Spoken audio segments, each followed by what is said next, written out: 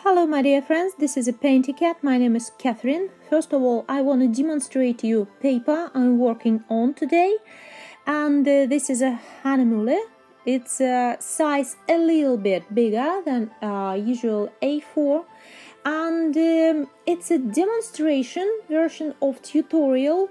Full version of this tutorial you can find on my Patreon. Just follow the link down below and you will find all information about it. Also there on my Patreon you can find all sketches of all our tutorials at the moment.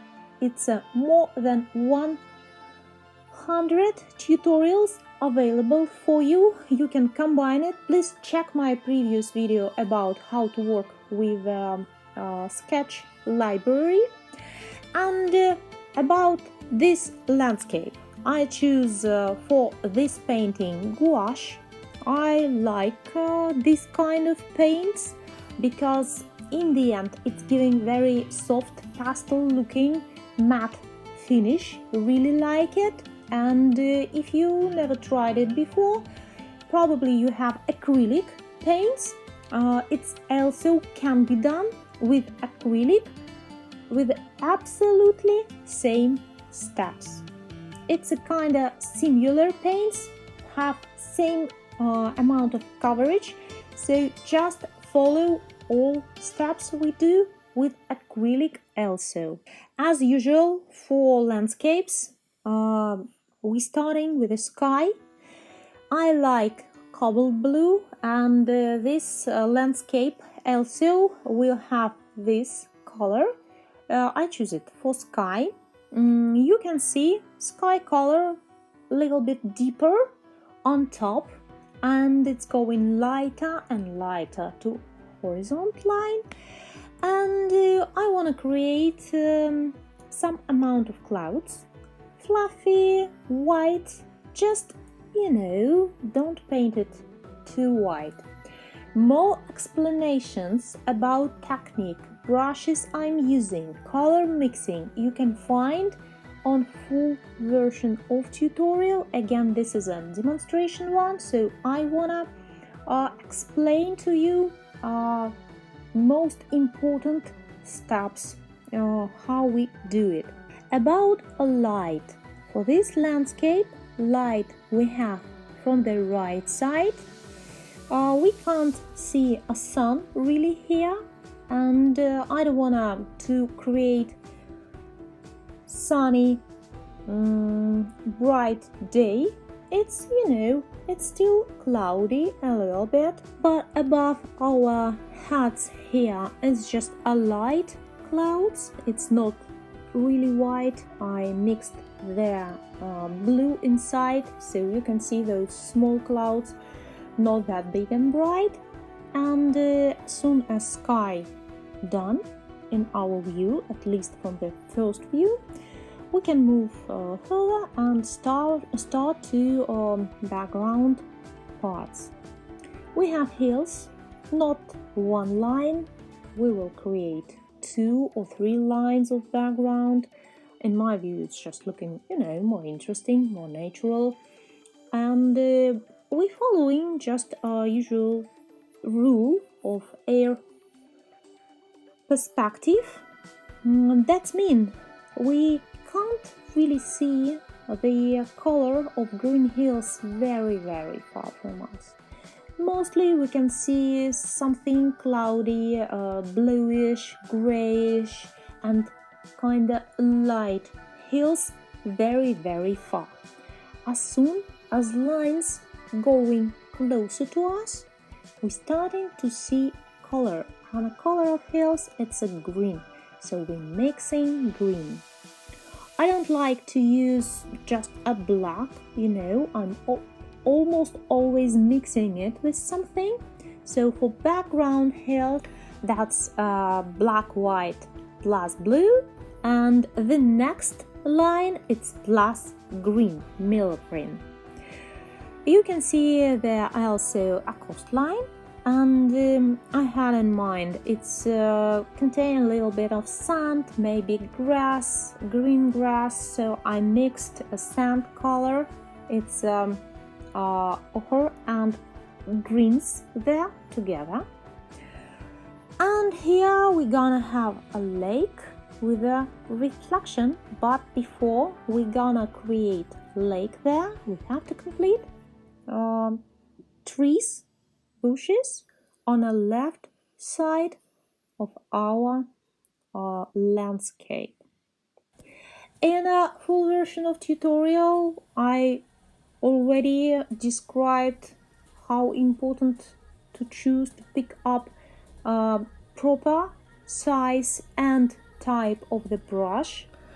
Here for this tutorial I mostly using brushes from set of different shapes, but also here we will need natural bristle brush, big size, to create smallest leaves, really looking very natural. It's so much pleasure to work with this kind of brushes.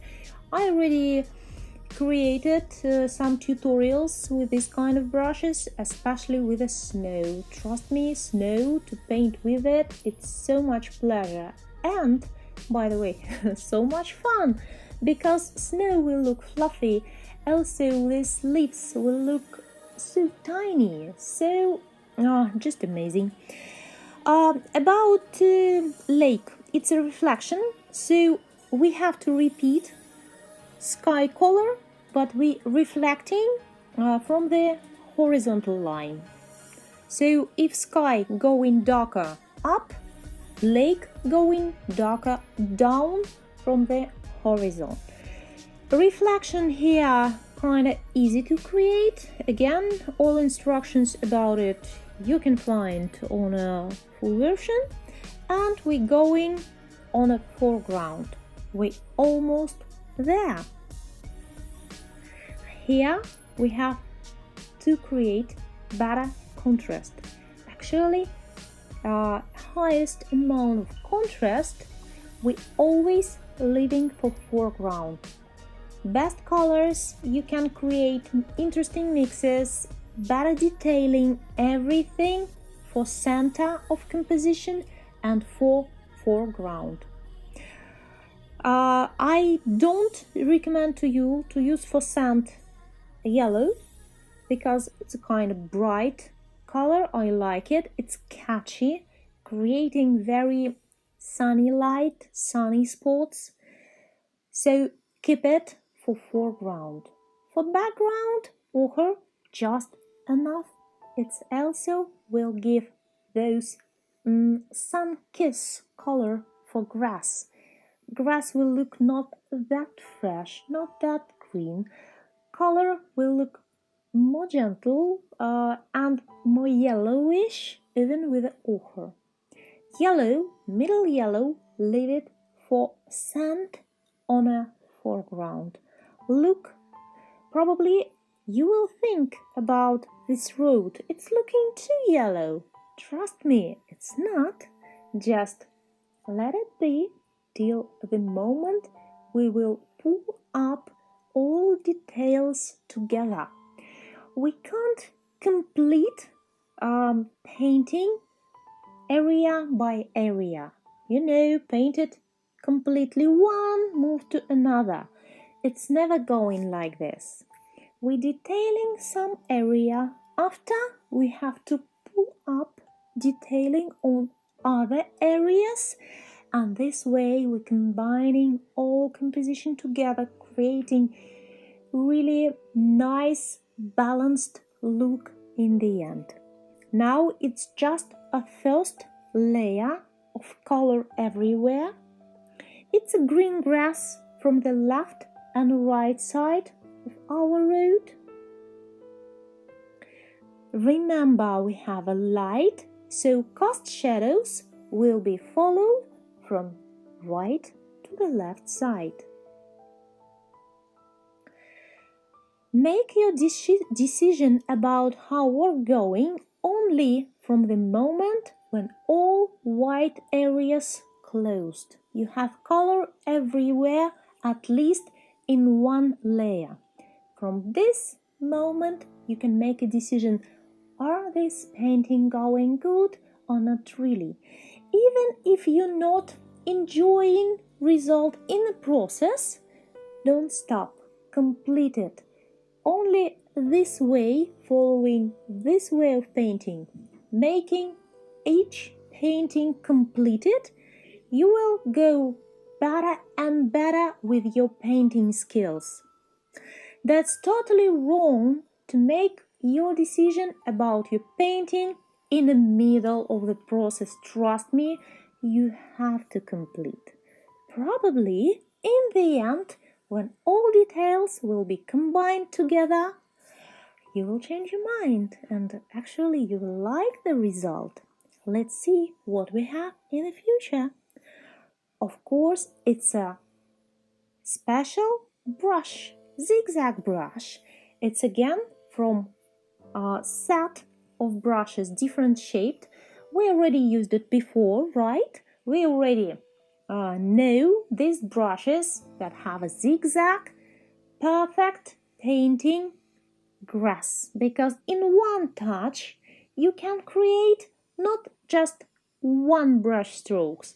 It's a lot of tiny brush strokes that looking exactly as a grass. So we're going really fast.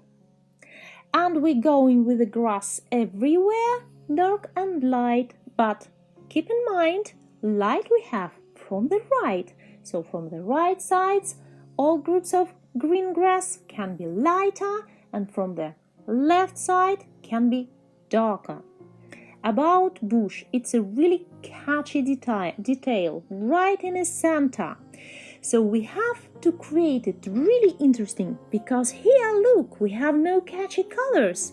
We have no red poppies, no any lavender colors here, no flowers at all. And that was an idea of this tutorial.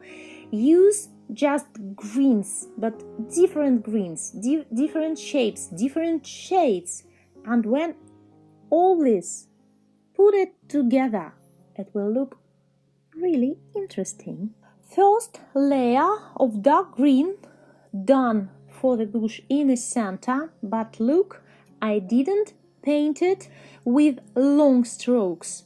No, I still following the main idea. This is a bush, so inside of this shape many leaves there. So each my brush stroke imitating leaves. It's mosaical, it's one by one. It's a brush prints, no any long strokes. And now it's a turn for brush with a natural bristle. I also got it from AliExpress. Check all my links also on my Patreon. Following by link below, you can find photos of materials. I believe it's also giving you better information about tools. Even if you will find these tools at your local art stores, you can understand better what kind of brushes I'm using. It's very important, trust me, kind of tools. If you have similar to mine, prints from your brushes will be similar also. If you have a different brushes, probably it will be kind of hard to you to repeat my brush strokes. Very depends from the tool really. And you can see now this brush work really looking as a billion of leaves, smallest, tiniest. Follow the main shape. It's a round shaped bush, right? So we have again light from the right, shadow from the left. So on the left side of bush there can be light, but just a little bit, just on the edge of it. Mostly it's a shadow. All the same work about small groups on a foreground. It's also light from the right, shadow from the left. Try to put your brush strokes more random. Don't be too accurate with it. Sometimes it can be tricky because we are naturally trying to create an order if we can. Here we have to create kind of mess with our brush strokes. This way leaves will look really natural.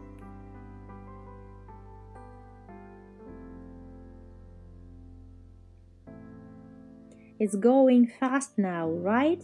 But keep in mind, this is a time lapse. In real life, you probably have to plan at least 1.5 hours to complete this work. Also, by the way, you can notice those tiny marks. I was not too accurate splashing cleaning my brushes, so I made a mark of water there, and it was water with a green, so there a spot now. I will fix it just in the end of tutorial, and same way I want to demonstrate how easy it's possible to fix. Yes, we can do some tiny mistakes in the process, especially some accidents happen to me so many times. Sometimes I just remembered my brush followed from my hand on my work, and the oil color was everywhere. And trust me, it's also possible to fix. It was a red color, and I just created poppy flowers there on those landscape. It's always possible to fix and make it not visible in the end. Also, you can see I added different shaped plants. Still, all plants are green. And basically green are the same, but look how interesting this landscape looking. Because of different type of strokes we used. Because this awesome natural bristle brush that creating fantastic natural looking leaves. It's a tiny twigs and branches in the middle of the bush. Don't create it too dark. Be gentle with the color. Don't use straight, very dark black. Mix it with something, at least with a green, maybe a little bit of brown and white. Shade have to be dark, but still not flat.